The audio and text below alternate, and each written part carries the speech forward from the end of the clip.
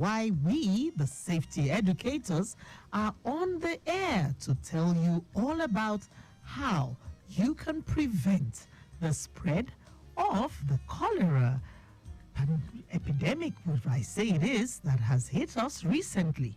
My name remains Fayo Williams, and I will be having with me pharmacist Dr. Babatunde-Okwusidi Omolayo. She works with Lagos State Health Service Commission. She has been posted to Isolo General Hospital, one of the premier general hospitals in Lagos State. She's an alumnus of the University of Benin with a Doctor of Pharmacy degree, PharmD as we know it. Now, cholera is quite a life-threatening diarrheal disease that can be frightening. It's caused by that bacterium, Vibrio cholerae. And what it does is to release toxins into your tummy, and then it starts giving you some cramps. Okay? So let's see if we have Dr. Babatunde-Okwusidi on the line. Dr. Babatunde-Okwusidi. If she's on the line, she'll be able to tell us more about this. Hello? Hello? Hello, Dr. Babatunde-Okwusidi. How are you today? Thank God. Oh, that is awesome. It's nice of you to come again. I remember you've been on the studio, right in this studio once upon a time. Do you remember?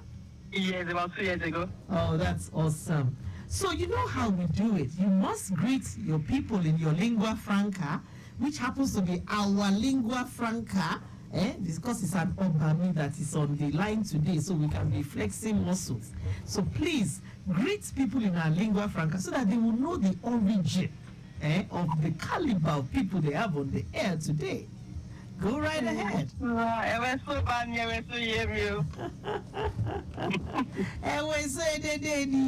sure I've used my own to spoil it. Dr. Babatunde-Okwusidi, once again, you are welcome. So, you are a pharmacist, and I know that you might have heard a lot about cases of the cholera patients being brought in, but we do believe it's being contained.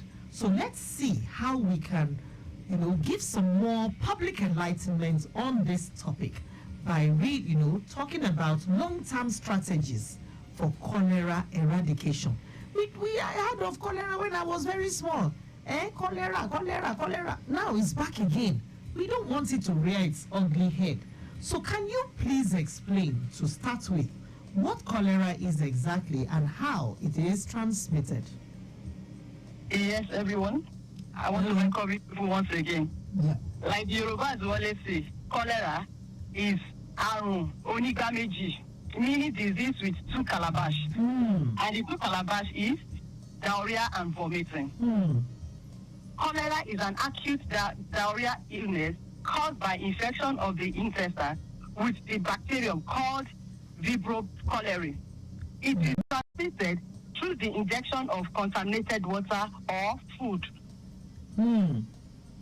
That's true. So thank you. That means that if you are just taking water, which is poor water, P-O-O-R, that you think it is P-U-R-E, you are thinking it's pure water, but the truth is that this water may be poor water, and you are eating food that has been contaminated, you may be catching cholera. So how widespread is it in Nigeria now? Which regions are most affected? If you look at cholera right now, it has remained a significant public health concern in Nigeria, with numerous cases reported across the country. This June 2024, NCDC, that's Nigerian Center for Disease Control, reported about 1,100 suspected cases. 1,100? That's a lot. 1,100 suspected and 65 confirmed cases and 10 deaths. Most of the states that have this cholera are Lagos, Bayelsa, Zamfara, Abia, Cross River, Bauchi, Delta, Katsina, Imo, Nasarawa, and Northeast region, particularly Borno. You can see how spread is going. And if you don't curtail it on time, this thing will get out of hand. That is very true. So let us emphasize that. Lagos and Lagosians, if we don't curtail it on time, this will get out of hands. So listen up while we ask for a very brief traffic update, if we're going to have one, and then we will resume. Omolayo, please just hold your thoughts and stay on the line with us. Okay, ma'am. All right, you're still tuned to Lagos Traffic Radio 96.1 FM. While we await more report, let me reiterate that from what we can see in the studio here, Lagos roads are looking quite okay. Ikorodu Road coming in from the Independence Tunnel, pushing through the Yalaro heading inward Jota looks very free all through to the interchange. Likewise, Lagos Ibadan Expressway, if you're coming in from Yanawuru end, heading towards Olupomeji, it is equally free, which means Lagos Ibadan Expressway is equally looking quite okay. Of course, you need to look out for Fayo around Ogudu end, and then the speed breaker around the Lapere, which will certainly slow you down. Not to worry, we will be here to update you if anything changes. But for now, you still have a good coming from the rear. Thank you very much. And we have been speaking to pharmacist Dr. Omolayo Babatunde-Okwusidi. She has been telling us about how cholera has been spreading to states beyond Lagos to Bayelsa, Zamfara, even Nasarawa and Borno states. So we are now discussing strategies for containment. But if you would like to drop a message, you can send a message to 0809 9120777. You can also call that number, or in the alternative, you can dial 091 53 87 7127. So now I'll move right back to pharmacist Dr. Omolayo Babatunde-Okwusidi. So what are the most effective methods for preventing cholera outbreak? Because the Oyinbo people, they say prevention is better than what? Cure. Yeah. So what are the best methods of preventing this disease? One of the safest methods to prevent cholera is to ensure that you are drinking safe, clean, and water that is free from contamination.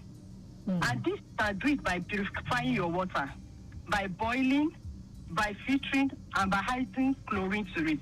I know majority might be finding that adding chlorine to my water again. Yes, there's certain amount that you can add to the water, and that will even kill other pathogens that are inside that water, not only the pathogen for the cholera.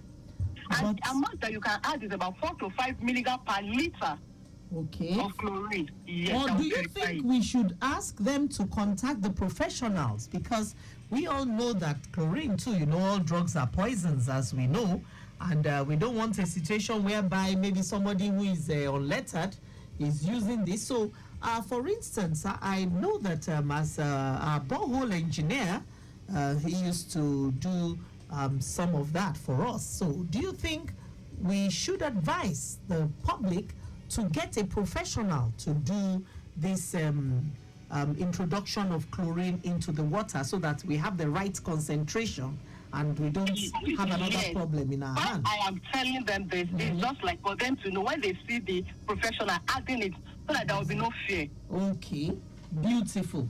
That is awesome. Now, can governments and international organizations better support the cholera eradication effort? That is the question we have on hand now.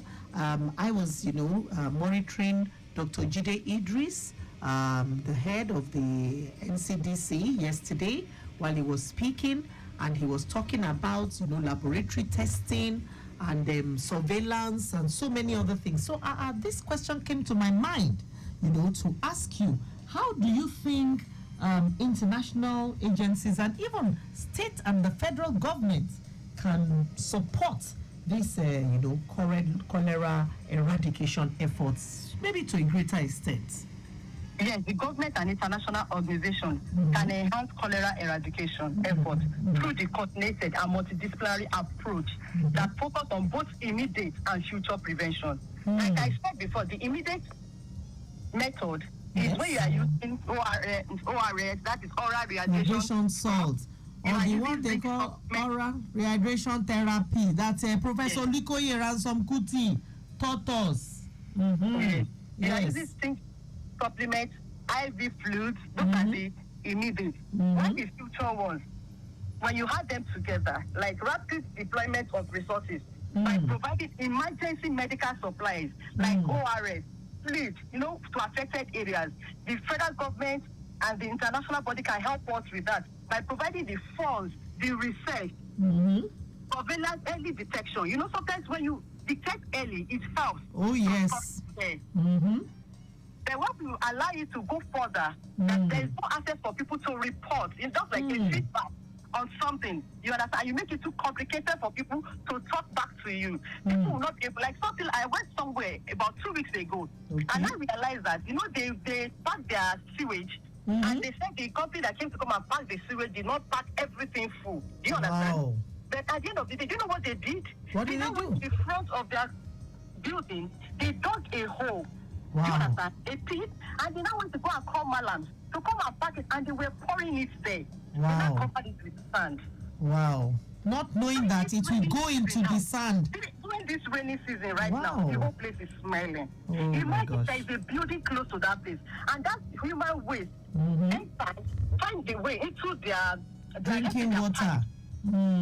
You understand what it took? That is cholera. Yeah. It will cause cholera immediately. That's why we need the surveillance and early detection.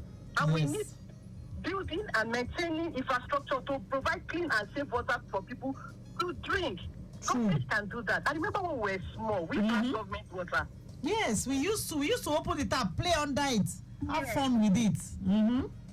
And we have to carry people, society, along to educate them the importance, the problem, the prevention of this cholera. But this thing we are taking as a small thing can kill a whole community if care is not taken. If care is not taken. Dr.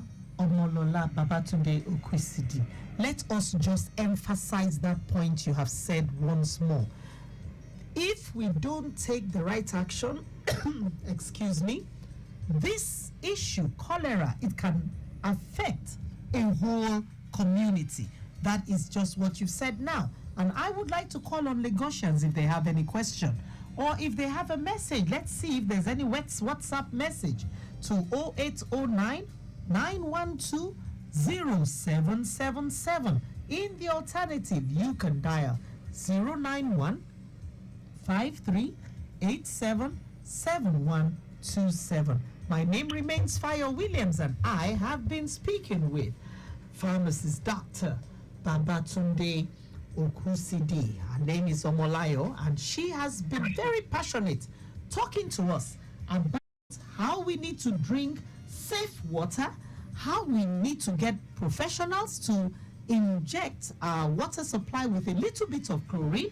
She gave us the concentration to use, but I have also advised that we get a professional and we can use these strategies to stay away from getting infected with this very debilitating condition or disease. So, Omolayo, are you still there? Yes, ma'am. Thank you so much for staying with us. So, are there any myths, surrounding cholera that okay, tẹ́ni bá ti ní cholera o, tí bá ti súnmọ́, ó ràn mí nìyẹn o, as in if I move, if I move close. We need to debunk. Please go ahead. Tell us some of these We need myths. to debunk all these myths about cholera, because cholera is very crucial for people to understand, to improve public understanding and enhance effective prevention and treatment measures. Number one is, some people believe that cholera is caused by bad air or supernatural forces in daily life. Wow. Cholera is caused by when you take in contaminated water or food. Exactly. It can never be through bad air. It's not airborne at all. And it's not by supernatural forces either. At all. That they was in those days, they say Shopono. Shopono, hey. Shopono is not available anymore. We have gone into modern ages now. So please go ahead. Some people also believe that cholera affects people in poor countries. It's a lie. Whether you live in the poor countries or you live in a rich country, cholera can happen anywhere, any region. The more that you don't have adequate water and sanitation infrastructure, it should happen. That's why people also believe that cholera can be cured by traditional medicine alone. It is all a lie. Traditional medicine cannot cure cholera. So this is not the time to go for herbs. For herbs, no. The most primary treatment of cholera is ORS, low osmolarity oral radiation solution. And Dr. Babatunde, we can go on and tell people why. Because, when you're vomiting and you're stooling, can you tell them a bit about the ions they're losing, the water, how much water they could actually lose in a day from this, vomiting, stooling? Can you please go ahead and expatiate? Yeah. When we are talking about this cholera, a tendency for you to be stooling. And the stool looks like a rice water. In water. And the more you lose this water, the more your strength, your power goes down. You continue feeling weak. And even if it's too much, the person can fall into shock. You are vomiting, you are stooling. You are vomiting, you are stooling. Nothing stays in your body again. That's why we now recommend that, yes, ORS can be used. And you can even prepare this at home by yourself. By taking 6 level teaspoons of sugar, yes, and half level teaspoon of salt inside 1 liter of water. And that water, don't forget that you must boil the water, allow it to cool, and measure 1 liter out of it. Okay. And when you are allowing it to cool, make sure that the plastic or the rubber you are using, it is clean and safe, free from contaminations. Thank you. Well covered. Beautiful. So once again, ORS, did you say 6 level spoons of granulated sugar and half a teaspoon of salt, and you mix this in 1 liter of water using a clean spoon, using a clean bowl. Even the bottle you are using to measure the water must also be clean, and you give it to the patient to sip gradually, and of course you must seek medical attention. So Lagos State has been referring us to the medical centers, okay? So if you have any patient who has this watery stool, frequent vomiting, please do not wait. As pharmacist Dr. Omolayo has said here, you need to get quick attention, quick diagnosis. Early diagnosis can go a long way. Finally, can you share any success story, where cholera has been effectively controlled or eradicated, just to give people hope? Maybe those who came to the hospital, or someone who has come out of this, very, very, distressing condition. In just a minute. Today I was on Facebook, and a friend sent a message to me that I can remember about 3 or 4 months ago about what happened in US, about some family that went to a restaurant to go and eat, and when they got back home, one of them fell sick, and they rushed the child to the hospital. When they were doing the test, you understand, they found out that something caused it. There is an infection. They went back to the restaurant to go and find out what really happened. Is it the food? They were testing everything, the plates, the spoon, this, that. About 2 days later again, they rushed another person to the hospital. They found out that what happened, this particular strain of disease, what is happening around this environment. On their testing, that's why it is good to have a good surveillance. Good surveillance, yeah. Yes. They went back to that environment. They closed down the restaurant. And the second restaurant where the other person ate too, they closed down. They went down to that place. They realized that their sewage system leaked into their source of water. Wow. Terrible. In that community. Wow. They were able to get that. So with that, Dr. Omolayo Babatunde-Okwusidi, we will need to call it a wrap today, but we are so grateful for the public enlightenment you have given us on long-term strategies for cholera eradication. We would like to send a big shout out to the gallant team at Isolo Medical Hospital, headed by the FD himself, Dr. Oseni, and to say thank you very much to Director of Pharmacy, who has also released you to be on this program today. We are indeed very, very grateful. Thank you for coming, so we'll let you off now. Thank you very much. Thank you. You're welcome. And And from me, the safety Amazon Fayo Williams, I would just like to remind you that this program comes to you with the support of Rely Supply Limited. We are into supply and delivery of first aid boxes and training. To call for details, you can dial 0818-13-13156. If you'd like to promote your brand or your services on radio, we are here to help you. Once again, dial 0818-13-13156. I am available across social media at Fayo Williams is my handle on Instagram, Facebook, and LinkedIn. Till I come your way again next week, it's via con Dios, which means go with God.